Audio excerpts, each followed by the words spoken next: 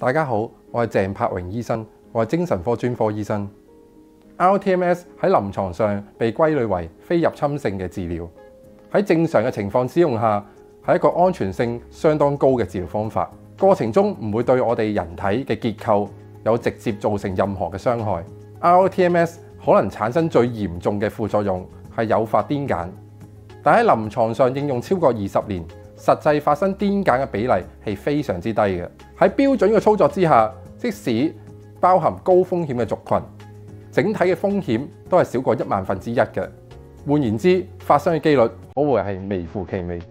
除咗誘發癲癇嘅風險之外，在喺過程入邊都可能產生頭暈、頭痛、耳鳴等副作用，大部分都均為暫時性嘅，可以用簡單嘅藥物，例如止痛藥去處理。但係接受者如果有癲癇嘅病史、腦部嘅創傷或者金屬嘅植入物，就不適宜進行 rTMS 治療啦。